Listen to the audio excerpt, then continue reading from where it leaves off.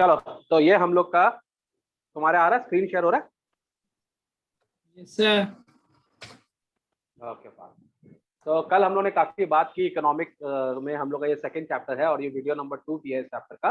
हम लोगों ने बात की कि कैसे ह्यूमंस लोग को अगर रिसोर्स हम अच्छा कर लेंगे, हमारे देश की पॉपुलेशन अगर एजुकेटेड होगी, हेल्दी होगी, तो हमारा देश बहुत तरक्की करेगा। ठीक है, तो आज हम लोग बात करते हैं क्वालिटी ऑफ पॉपुलेशन। जब क्वेश्चन आप बोलोगे सर आदमी लोग की क्या क्वालिटी, आदमी लोग की कोई क्वालिटी होती है? क्वालिटी समान की होती है, लेकिन नहीं, यहाँ पर हम बात कर रहे हैं ह्यूमन क्वालिटी। तो इसी का हम लोग क्वालिटी इंडेक्स भी बोलते हैं, इसको ह्यूमन डेवलपमेंट इंडेक्स भी बोलते हैं। ठीक है, तो क्वालिटी का मतलब आपका अगर पॉपुलेशन हेल्दी है, आपका पॉपुलेशन अगर लिटरेट है, तो हमारी क्वालिटी अच्छी होगी। ठीक है, the quality of a population depends upon the literacy rate. ठीक है, health of a person indicated by life expectancy and skill formation acquired by the people of the country. ये चारों आप अंडरलाइन कर लो। अभी तो एमसीक्यू का जमाना चल रहा है, तो इसमें से भी एक क्वेश्चन आ सकता है यहाँ पर। ठीक है, तो आपकी कुछ किसी भी कंट्री का, अगर आप बोलते हो ना, बहुत सारे बच्चे ऐसा सोचते हैं अमेरिका हमसे ज्यादा डेवलप। ठीक है, तो अमेरिका हमसे ज्यादा डेवलप इसके लिए है नंबर 1, क्योंकि उनका लिटरेसी रेट हमसे बहुत अच्छा है। लिटरेसी रेट का मतलब क्या होता है सर? सॉरी पार्थ, अभी एक सौर नाम के लड़के को बहुत डांट कराया हूं मैं, इसी के लिए मेरे मुंह से सॉरी निकल गया। सर लिटरेसी रेट से जैसे कितने परसेंटेज अच्छे लोग, मतलब हेल्थ अच्छी है लोग, लिटरेसी माने पढ़े लिखे, क्या बोल रहा है? एजुकेशन, जिनकी एजुकेशन अच्छी है। सर लिटरेसी इंडिया में रेट लिटरेसी मतलब रेट पढ़े लिखे। पता है? कल तो कल इंडिया तो में बता रहा था ना, कितना है बताइए? इंडिया में 69%। 69.3% और एज ऑफ मेल सर 78.9 और फीमेल 59.5। ठीक है, तो अमेरिका की लिटरेसी रेट हमसे काफी बेटर है। हेल्थ ऑफ अ पर्सन, ठीक है, माने लाइफ एक्सपेक्टेंसी उनकी हमसे काफी बेटर है, माने वो हमसे ज्यादा जीते हैं। और skill formation acquired by the people of the country, ये भी उनसे हम, ये मेरे को उसका डाउट है, हमारे यहाँ के लोग ज्यादा स्किलफुल हैं। ठीक है, लेकिन ये 3 चीज अगर आप चेक करोगे, अगर एक जानते हो, और एक लड़का पढ़ा लिखा है, एक लड़का हेल्दी है और एक लड़का स्किलफुल है, तो उसको जिंदगी में पीछे मुड़ के नहीं देखना पड़ेगा। क्या समझे? उसको हमेशा अच्छी, उसकी लाइफ अच्छी ही जाएगी। ठीक है, वो कुछ ना कुछ बढ़िया ही करेगा अपनी जिंदगी में। ठीक है, तो एज अ पेरेंट, मैं भी एक पेरेंट हूँ, मैं जरूर कोशिश करूंगा कि मेरा बेटा को लिटरेसी, उसकी पढ़ाई लिखाई अच्छी हो, उसकी हेल्थ अच्छी हो, और वो कोई स्किल जानता हो, कोई भी स्किल, उसको एक तो स्किल आनी चाहिए। समझ में गया? The quality of the population ultimately decide the growth rate of the country. Illiterate and unhealthy population are a liability of the economy. बहुत इंपॉर्टेंट बात है कि अगर हमारी इकोनॉमी में इलिटरेसी है और अनहेल्दी लोग रहते हैं, तो हमारी ये लायबिलिटी है, माने हमारे इकोनॉमी के ऊपर में एक प्रेशर है। ठीक है, literate and healthy population are an asset. ठीक है, तो जो लिटरेट, तुम लोग को पता है एसेट और लायबिलिटी क्या होती है? लायबिलिटी माने कर्जा एक तरह से। ठीक है, हम बहुत ही, ऐसे तो अकाउंटिंग में इसका डेफिनेशन बहुत डिफरेंट है, लेकिन मैं तुमको लेमैन डेफिनेशन देता हूँ। लायबिलिटी माने कर्जा, और एसेट का मतलब जो हमारा, माने जो हमारा बेनिफिट है। ठीक है, जो हमको फायदा देता है। तो अगर हमारी सोसाइटी में लिटरेसी है और हेल्दी पॉपुलेशन है, तो वो हमारा एसेट है। और अगर हमारी सोसाइटी में क्या नाम है, लोग अनलिटरेट, इलिटरेट है या अनहेल्दी है, तो वो हमारी लायबिलिटी है। समझ में आ गया बात को? Yes sir. अब हमने कल देखा था, हमने दोस्त बच्चे देखे थे, एक सकाल था उसमें से। ठीक है, सकाल ने एजुकेशन ली थी मेरे ख्याल से। School education in the initial life bore him the fruits in the later. माने सकाल ने बचपन में पढ़ाई की, तो उसको उसके बाद में जाकर जिंदगी अच्छी भी थी। ठीक है, उसको अच्छी जॉब मिल गई, अच्छी सैलरी मिल गई। ठीक है, we saw education was an important input for the growth of Sakal. It opened new horizon for him, provided new aspirations and developed new values of life. Not only for Sakal, education contributes towards the growth of society also. It enhances national income, cultural richness, increase in the efficiency of governance. There is a provision made. तो माने खाली एक आदमी को फायदा नहीं करता education, education पूरे देश को फायदा करता है। ठीक है, उससे अगर आदमी पढ़ा लिखा होगा तो कमाएगा, ज्यादा कमाएगा तो देश का नेशनल इनकम बढ़ेगा। ठीक है, हमारी कल्चरल, हमारी सोच बढ़ेगी, बेटर होगी हमारी। ठीक है, एफिशिएंसी ऑफ गवर्नेंस। गवर्नमेंट अगर सपोज कर लो, गवर्नमेंट ने अगर कोई स्कीम निकाली और अगर इंसानों को वो स्कीम समझ में ही नहीं आ रही, क्योंकि उनको पढ़ना लिखना नहीं आता है, तो फिर वो स्कीम लागू कैसे होगी? तो गवर्नमेंट अगर हमारे लिए कुछ भला करता है, तो हमको समझना भी तो पड़ेगा कि हमारा क्या फायदा, क्या नुकसान है कि नहीं? तो अगर हम पढ़े लिखे हैं, तो समझेगा ही नहीं सर, समझेगा ही नहीं, कंट्री का ही लॉस होगा। हाँ, कंट्री का लॉस होगा। अब तुम सोचो, अगर एक बैनर पे लिखा हो, एक तुम्हारे तुम गाड़ी चला रहे थे, ड्राइवर है, एक तो गाड़ी चला रहा हूँ, ठीक है, और जो गाड़ी चला रहा है उसमें लिखा हुआ है आस्ते चलिए आगे खतरा है, ठीक है, आगे टर्न है, ठीक है, ऐसा लिखा हुआ है रोड पे, कि बैनर पे लिखा है आस्ते चलिए आगे मोड़ है खतरा है, और अगर वो ड्राइवर पढ़ा लिखा नहीं है तो क्या होगा? वो नहीं पढ़ पाएगा, उससे जान ही नहीं पाएगा उसे क्या है। हाँ, इसी के लिए वो लोग सिंबल भी यूज करते हैं, ठीक है, खाली वो नहीं करते, सिंबल भी यूज करते हैं। तुम देखिएगा बहुत जगह नो एंट्री की जगह वो लोग नो एंट्री तो लिखते हैं, संग में ऐसे क्रॉस भी देते हैं। क्रॉस क्यों देते हैं? क्योंकि जो लोग पढ़े लिखे नहीं है उनको समझ में आ जाए कि हम यहाँ पार्क नहीं कर सकते, ठीक है, तो इसमें भी तो इंक वेस्ट होती है। अगर हम सब पढ़े लिखे होंगे तो सब करना नहीं पड़ेगा, सिंबल देना नहीं पड़ेगा, है कि नहीं? Yes sir. तो यहाँ पर जो हम लोग का सेंसस आजकल जो हाँ बोलो। आजकल तो इतना लोग जानते ही हैं भारत में सर, इतना तो जान ही जाए। हाँ हाँ, अब तो हमारा वो वाला कहानी नहीं है, अब तो हमारे सब पढ़े लिखे हैं, ऐसा नहीं है, अब तो सब पढ़े लिखे हैं। आजकल जो बच्चे मैंने पढ़ नहीं लिए वो डोमिनोज में काम कर रहे हैं, स्विगी में काम कर रहे हैं, सब जगह काम कर रहे हैं, जो बच्चे थोड़े कम पढ़े लिखे हैं, सब लोग काम कर रहे हैं, मेहनत कर रहे हैं, तो उनको इतना पढ़ना लिखना तो नॉर्मल है, सबको आता है आजकल, ठीक है, और कोई ना कोई सिखाई देता है ना, आजू बाजू वाला सिखाई देता है। आज अब मेरे ख्याल से अब तो इंडिया में ऐसा आदमी को ढूंढना जिसको एलिफेंट की स्पेलिंग नहीं आती मुश्किल है। ऐसे कम मिलेंगे जिनको एलिफेंट की स्पेलिंग नहीं आती, ठीक है। Yes sir. अब तुम ये देखो बहुत अच्छा चार्ट है, तो हम लोग के लिए बनाया गया है, ठीक है, जिसमें हम लोग को दिखा रहा है कि कितने लोग एजुकेटेड हैं हमारे, कितने मेल कितने फीमेल। ये विमेन का पोजीशन था, विमेन का पोजीशन आज भी थोड़ा खराबी है ना, आज भी विमेन जो है मेल से नीचे ही है, मेल यहाँ है यस विमेन सर। यहाँ है, ठीक है। नहीं सर, मेल सर ऊपर है सर, सर मेल सबसे हाँ ऊपर है। हाँ हाँ, तो यही तो मेल है ना, ये तो नहीं पर्सन सर, हो गए ऊपर वाला टोटल। मेल। नहीं नहीं नहीं, मेल ये हुआ ना, ये टोटल पर्सन हो गए, और ये मेल नहीं नहीं, ये पता नहीं पी किसके लिए दिया हुआ है, ये पर्सन का मतलब क्या हुआ, मेल और फीमेल ही तो हुआ, तीसरा क्या हो गया? तो सर मेरी बुक में सर ऊपर वाला वो सर रेड कलर में दिया गया, ये मेल है सर ऊपर वाला, अच्छा ये मेल है सबसे ऊपर। हाँ सर। और ये फीमेल है, अच्छा हाँ ये सर एवरेज होगा, ये ऊपर। एवरेज होगा, अच्छा ये एवरेज होगा, ठीक हाँ है, सर ये एवरेज एवरेज है। है, एवरेज है, ये एवरेज, सही बात है, ये एवरेज होगा, इतने मेल हैं इतने फीमेल, इतना एवरेज है, सही बात, वेरी गुड। ये एवरेज, ये मेल है, ये फीमेल है, और ये एवरेज है, हमारी एवरेज पॉपुलेशन क्या है, ठीक।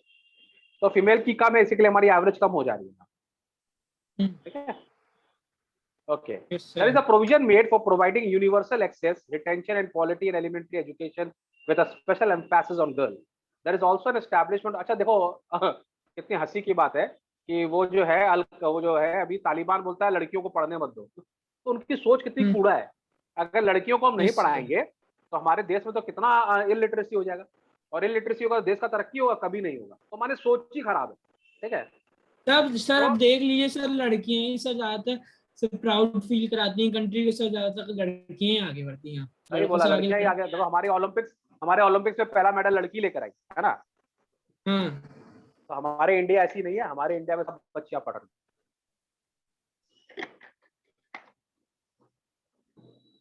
और मुस्लिम समाज में तो एक से एक टॉपर लड़कियां हैं, मैंने जो लड़की जो मुस्लिम समाज में पढ़ रही है, मैं तो खुद जानता हूँ, मेरे पास 2 बच्ची पढ़ रही है, जो माने एक कश्मीर की लड़की है और एक लड़की हैदराबाद से है, वो दोनों पढ़ने में बहुत तेज है। ऐसा बात नहीं, मेरे पास तो लड़कियां जितनी है सब ज्यादा तेज है पढ़ने में भाई, लड़के भी होशियार है, ऐसी बात नहीं है, लेकिन लड़कियां ज्यादा तेज है, ठीक है।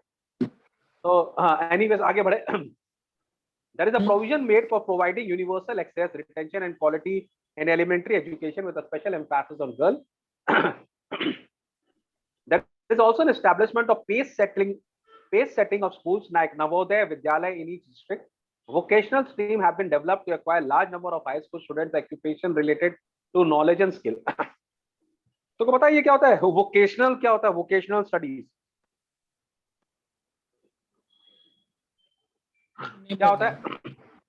तो नहीं पता। वोकेशनल का मतलब होता है जैसे हम किसी को कारपेंटरी सिखा दिए, कंप्यूटर हार्डवेयर सिखा दिए, ठीक है, ऐसे कोई काम सिखा दिए पढ़ाई के साथ साथ जो फ्यूचर में वो कर सके, ठीक है। तो ये सारे जो काम होते हैं ना, हार्डवेयर का नेटवर्किंग सिखा दिए, ये सबको हम लोग वोकेशनल बोलते, ठीक है। तो ये सब आजकल सरकार बहुत कर रही है, जिससे कम से कम अगर पढ़ाई के कारण नौकरी नहीं मिलेगी तो वो अपना खुद का कुछ काम कर पाएगा। The planned outlay on education has increased from 155 crore in the first plan to 43,825 crore in the 10th plan। बताइए, माने पहले हमारी सरकार जब हम लोग इंडिपेंडेंस के टाइम में सिर्फ 151 करोड़ रुपया खर्च करती थी एजुकेशन के ऊपर में, आज हमारी सरकार 43,825 करोड़ 43,825 करोड़ खर्च करती है 10th प्लान के हिसाब से एजुकेशन अभी तो और बढ़ गया है, ठीक है। The expenditure on education as a percentage of GDP rose from 0.64% to 3.98%। माने पहले हमारी टोटल इनकम का, जीडीपी का जो था हमारा डोमेस्टिक का, उसका 1% भी नहीं था एजुकेशन पे खर्चा। अभी हमारा जो जीडीपी है उसका हम 4% करीब करीब एजुकेशन पे खर्चा और कर बढ़ रहे गया हैं। है, 6-8% हो गया है, 6 to 8। अब तो बढ़ेगा ही ऑब्वियसली, ये तो बहुत पुराना फिगर है, 2002 का है, पुराना पीडीएफ भी है ये। तो आप लोग को अभी जितने भी आप लोग सब देख रहे हो अपना बुक में करेक्ट कर देना, और अपने बुक में करेक्ट जो डाटा है वो आप ऐड कर लेना, ठीक है। एग्जाम में आप पुराने डाटा लिख के मत आना, ओके। जैसे हम लोग को पार्ट बता ही रहा था, the literacy rate have increase from 18% 1951 to 65% in 2001। और अभी हम लोग को पार्ट बताया करीब 70% हो गया, 69% कुछ बता रहा था वो, तो 70% लिटरेसी रेट। अब तुम सोचो, एक जमाने में अगर तुम गांव में 100 आदमी थे, उसमें खाली 18 लोग पढ़े लिखे थे, है कि नहीं? तो इसका मतलब कि 18 लोग न्यूज़पेपर पढ़ते होंगे, बाकी सब सुनते होंगे, है ना। ये लोग कितने इंपॉर्टेंट होंगे ना उस जमाने में, ये लोग कितना स्टाइल मारते होंगे, मैं पढ़ा लिखा, मैं पढ़ा लिखा, मैं पढ़ा लिखा। लेकिन आज के जमाने में अगर 100 लोग हैं गांव में, उसमें 70 लोग पढ़े लिखे हैं, तो आप कोई पढ़े लिखों की वैल्यू कोई खास नहीं है। अब तो डिग्री होल्डर होना चाहिए, बहुत पढ़ा लिखा होना। समझ में आ रहा है पार्थ? इसी के लिए छोटा मोटा पढ़ाई यस करने से नहीं सर। होगा, अच्छे से पढ़ाई करना पड़ेगा, ठीक है।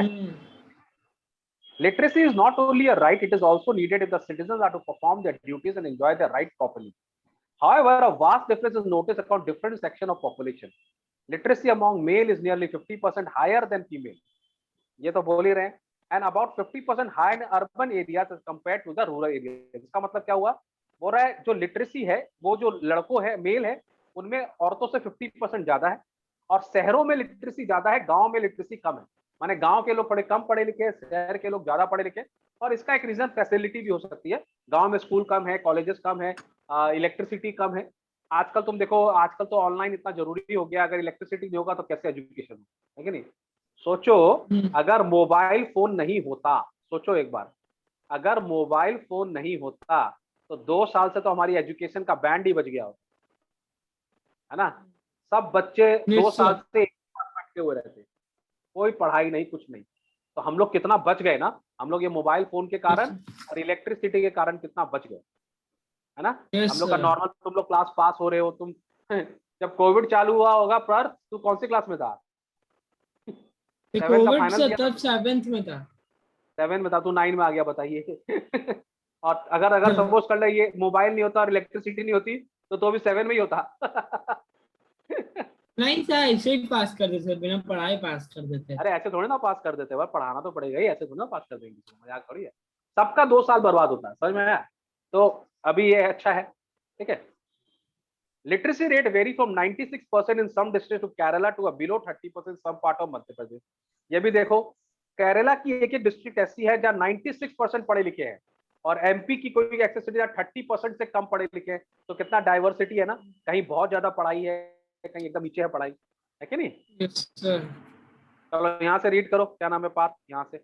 The primary school, the primary school system has expanded to over 5 crore, 5 lakh 5 lakh villages in India, and comfortably this huge बेटा फुल स्टॉप बोल के कोई चीज आती है ना, उसमें सांस ले लिया करो।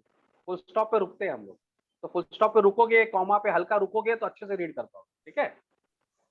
uncomfortably this huge expansion of schools has been diluted by the poor अरे ये quality. अनकंफर्टेबली नहीं है, अनफॉर्चुनेटली है बेटा, क्या पढ़ रहा है? Unfortunately, this huge expansion of schools has been diluted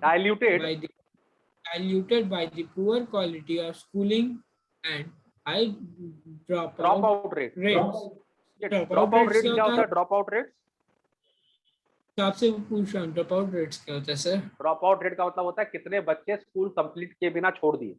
तुम देखोगे बहुत सारे बच्चे 8 में स्कूल छोड़ देते हैं, कोई बच्चे 9 में छोड़ देते हैं, कोई 10 में छोड़ देता है, ठीक है, कोई 7 में छोड़ देता है। तो इसका एक रीजन तो हो सकता है कि उनके पास फाइनेंशियल प्रॉब्लम है, उनके मम्मी पापा फीस नहीं भर पा रहे हैं, ठीक है, घर का पोजीशन ठीक नहीं है। या एक रीजन ये हो सकता है कि बच्चा पढ़ने में इंटरेस्टेड नहीं है, इसी के लिए उसने स्कूल छोड़ दिया, ठीक है। या कोई कोई एक तो जीनियस बच्चे होते हैं जिनको स्कूल समझ में नहीं आता, वो अपना ही दुनिया में रहते हैं, जैसे Albert Einstein also was a school drop out, पता है तुमको? Yes sir. हाँ, इतना बड़ा जीनियस है लेकिन वो स्कूल नहीं कर पाया, उसको समझ में नहीं आता था हिस्ट्री ज्योग्राफी, उसको खाली मैथ्स और फिजिक्स समझ में आता था। समझ में आया बात को? तो मैथ्स और फिजिक्स में इंटरेस्ट रखता है सर। हाँ, इसी के लिए उसने स्कूल छोड़ दिया। सर पूरा चैप्टर उसके ऊपर पढ़े हैं आज सर, आज उसके ऊपर ही चैप्टर पढ़ रहे थे, अल्बर्ट आइंस्टाइन के ऊपर ही। करेक्ट। चलो यहाँ से पढ़ो, सर्व शिक्षा अभियान। सर्व शिक्षा अभियान is a significant step towards providing elementary education to all the children in the age of group of 6 to 14 years by 2010।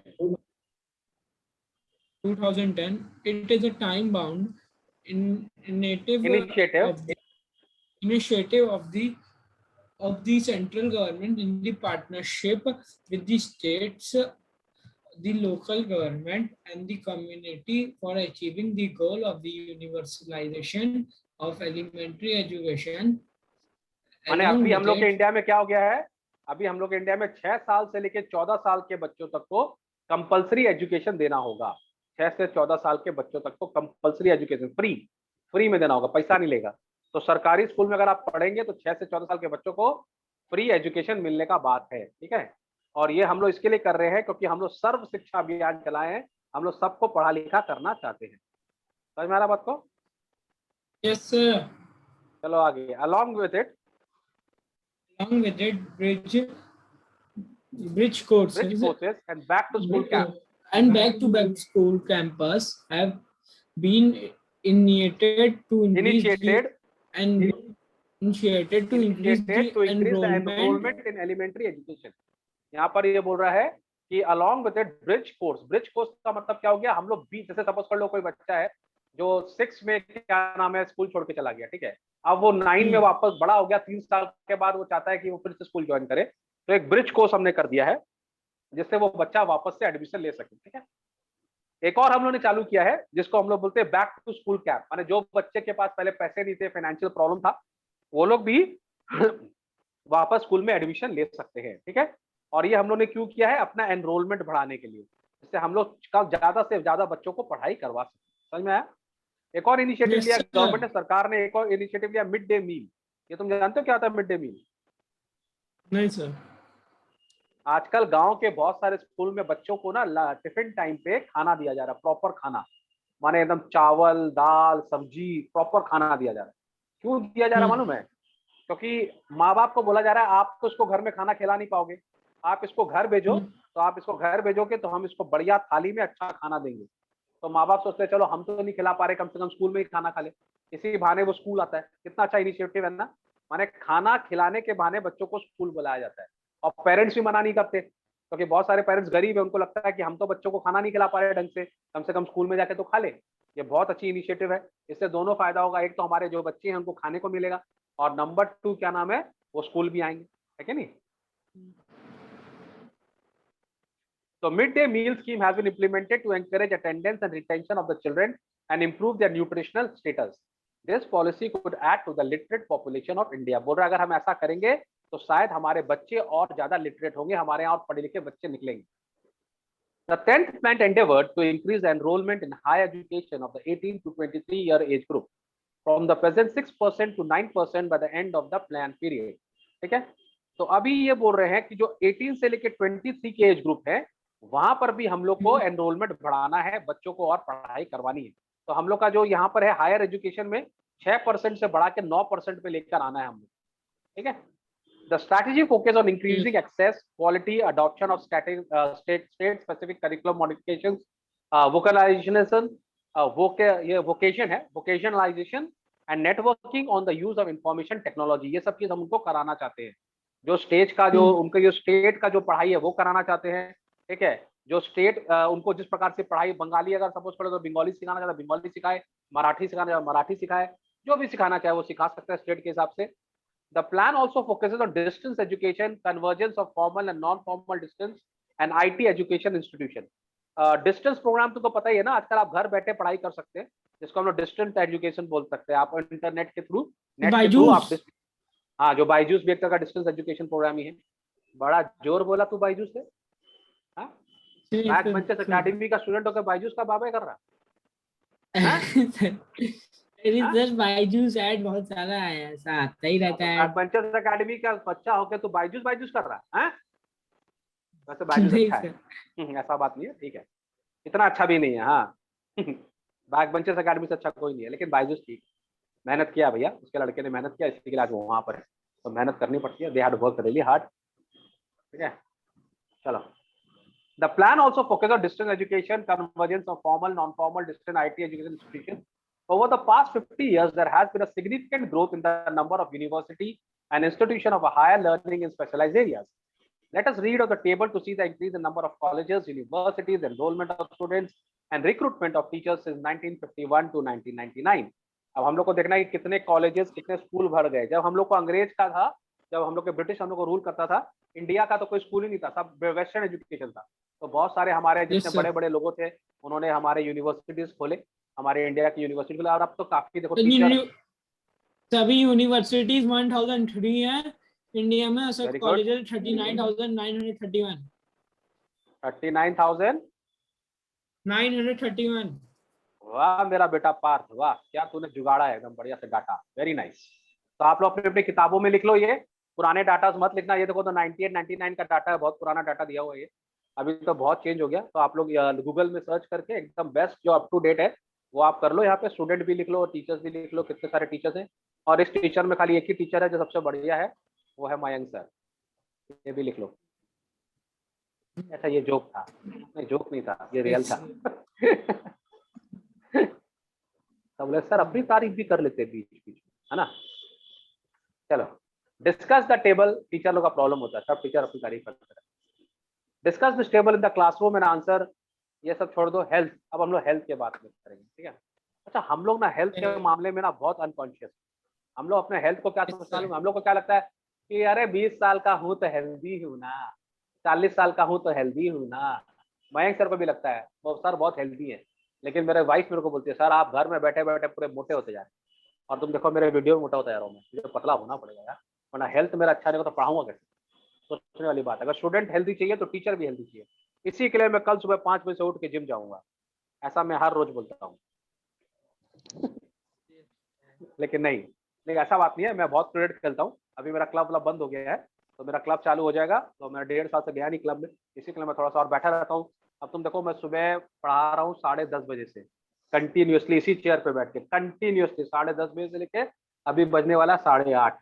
मैं हिला नहीं हूँ चेयर से, क्या समझे, मैं चेयर से हिला अकेले नहीं नहीं हूँ है एकदम।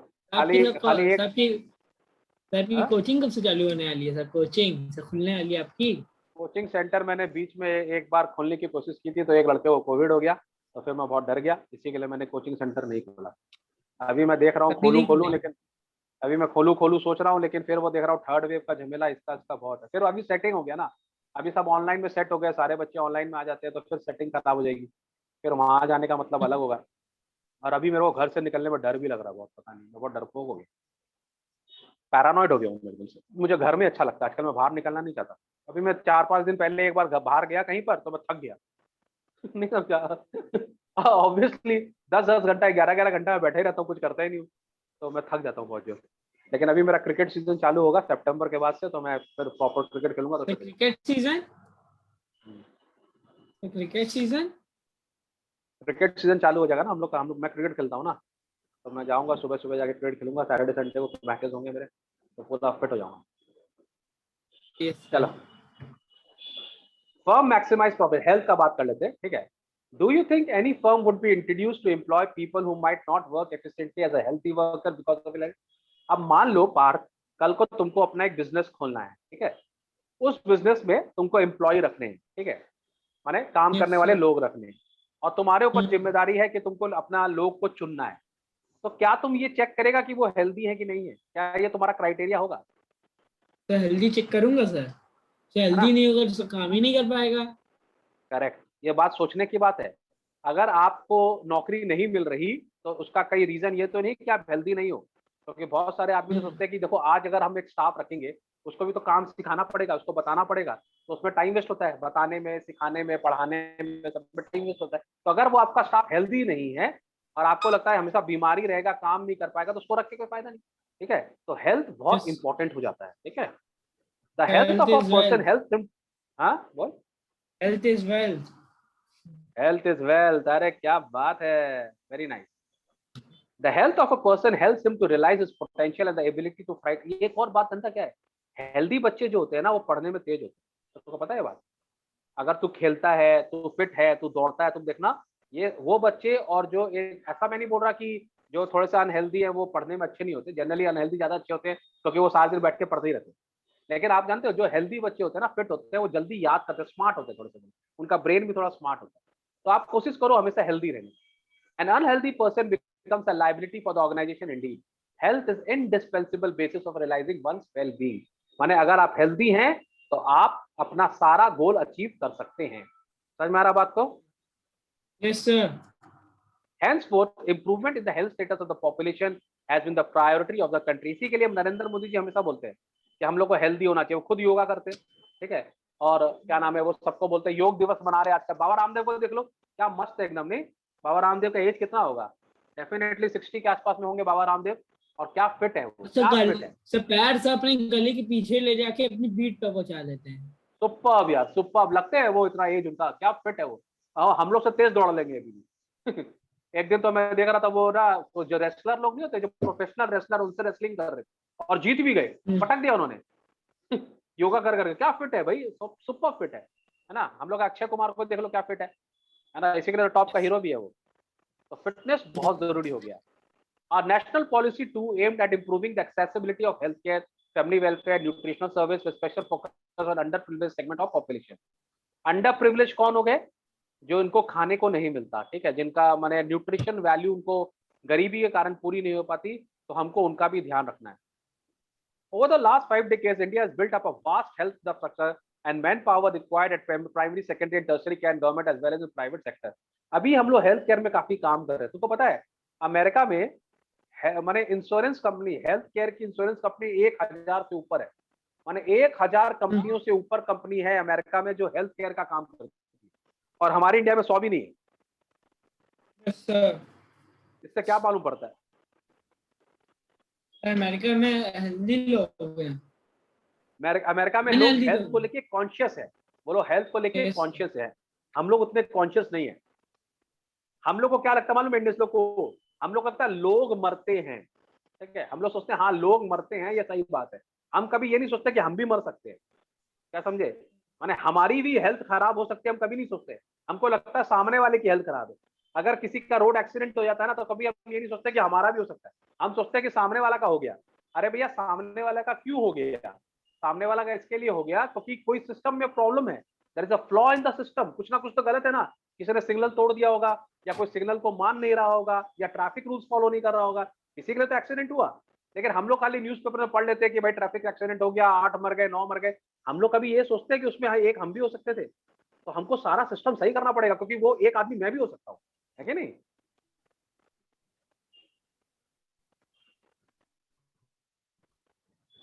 चलो, over the last 5 decades India has built up a vast health infrastructure and manpower required primary secondary, ये हो गया, हम लोग पढ़ लिया।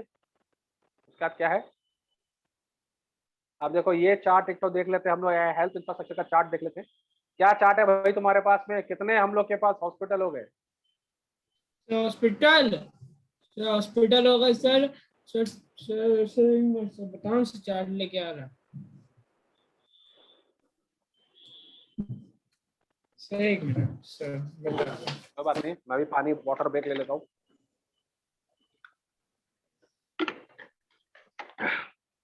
मेरे को देख के बहुत सारे बच्चों को प्यास। चार्ट बताएं। हाँ बताइए सर।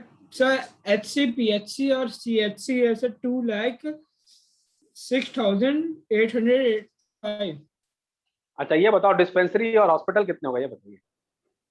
91,000 आसपास है। 91,000 बताइए। 91,000 मतलब डबल हो गया, 2001 से लेके अभी तक डबल हो गया। बहुत अच्छी बात है, बहुत खुशी की बात है। और अभी तो कोरोना के टाइम में, कोविड के टाइम में हम लोगों ने और बढ़ाए अपना, है ना, हम लोगों ने सब चीज को और बढ़ाया है, बहुत अच्छी बात है। कितने दुख की बात थी, कितने दुख की बात थी कि हमारे कोविड के टाइम पे बहुत सारे लोग जो है वो इसके लिए मर गए क्योंकि ऑक्सीजन नहीं मिल सका। बहुत दुख की बात है ये, हमारे पास ऑक्सीजन की कैपेसिटी नहीं थी। तो इसमें गुस्सा की बात तो नहीं है, क्योंकि हमारे पास उतना इंफ्रास्ट्रक्चर ही नहीं है। लेकिन अच्छी बात अब ये होनी चाहिए कि आने वाले टाइम के लिए हम लोग रेडी होने चाहिए।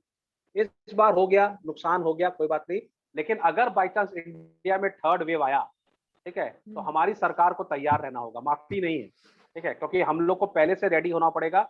अगर इंडिया में थर्ड वेव आया, भगवान करे नहीं आए, हम लोग कोशिश भी कर रहे हैं, बहुत ज्यादा क्या नाम है, इंजेक्शन लग रहे हैं कोविड के, कल मेरे को भी सेकेंड डोज लेना है मेरा कोविड का, ठीक है। तो अगर हम लोग को, सारे लोगों को हम लोग क्या नाम है इम्यूनाइज कर दे और हम लोग का थर्ड वेव नहीं आएगा तो बहुत अच्छी बात है। लेकिन आई एम श्योर, मुझे 100% मालूम है कि गवर्नमेंट को तीसरी वेव के लिए गवर्नमेंट तैयार भी होगी, वो लोग कर भी रहे होंगे काम, ठीक है। सारी गवर्नमेंट जितनी भी है, स्टेट और सेंट्रल, सारे लोग बैठे नहीं होंगे, वो लोग तैयारी कर रहे होंगे और वो लोग कोशिश कर रहे होंगे कि इस बार कोई भी आदमी बिना ऑक्सीजन के या बिना हॉस्पिटल फैसिलिटी के नहीं रहे। तो हम लोग को ये देखना है, एक बार गलती हो गई दोबारा नहीं होनी, है ना। चलो Yes, sir. आगे कहाँ पढ़ना है, हाँ यहाँ से। There are many places in India which do not have even the basic facilities. Just 4 states like Karnataka, Andhra Pradesh, Tamil Nadu, Maharashtra have 81 out of 181 medical colleges. तुम देखो, हमारे बहुत सारे अभी भी ऐसे स्टेट हैं जहाँ पे मेडिकल कॉलेजेस ही नहीं है, ठीक है। On the other hand, states like Bihar and Uttar Pradesh have poor health indices and few medical colleges, ठीक है। तो बिहार में, यूपी में भी बहुत काम करना है मेडिकल को लेकर, वहां पर मेडिकल की सिचुएशन थोड़ी खराब है, ठीक है। अब हम लोग नेक्स्ट बात करते हैं अनएम्प्लॉयमेंट की। अनएम्प्लॉयमेंट का मतलब क्या होता है पार्थ? अनएम्प्लॉयमेंट का मतलब अनएम्प्लॉयमेंट का मतलब, अनएम्प्लॉयमेंट का मतलब बेरोजगारी। क्या? बेरोजगारी। बेरोजगारी मतलब जब किसी के पास काम नहीं है, वो काम करना चाहता है पर उसके पास काम नहीं है। Sakal's mother Sheila looked after the domestic children and helped her husband Bhuta in the field. Sakal's brother Jitu and sister Situ spent their time playing and roaming. Can you call Sheila और जीतू और Situ unemployed? ठीक है, क्या हम शीला को unemployed बोल सकते हैं? नहीं, क्योंकि वो घर का काम करती है।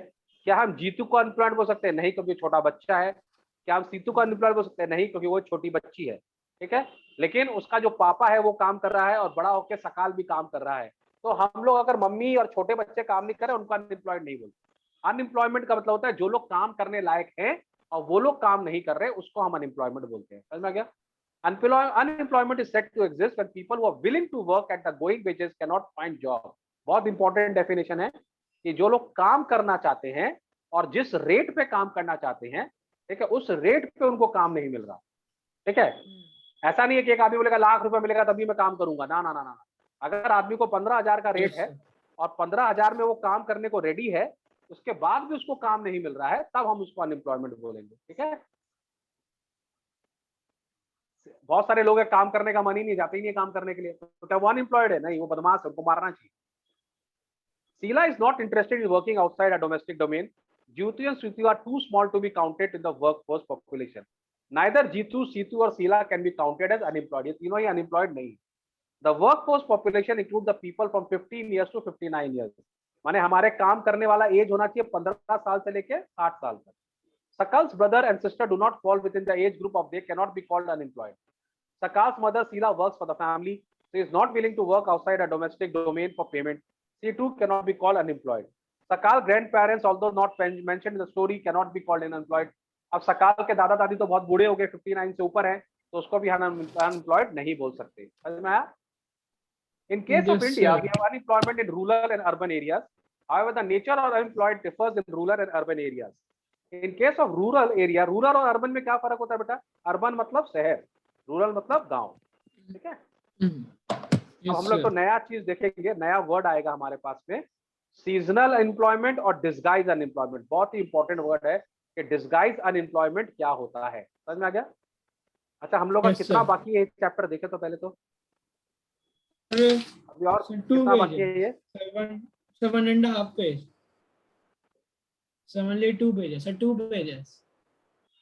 ठीक है, तो ये अभी हम लोग तो खत्म नहीं कर पाएंगे, तो हम लोग एक छोटा सा और मीटिंग करेंगे, उसमें हम लोग इसको खत्म करेंगे, ठीक है। क्योंकि इस वाले मीटिंग में तो खाली ओनली 2 मिनट्स लेफ्ट, तो अभी नहीं होगा, ठीक है।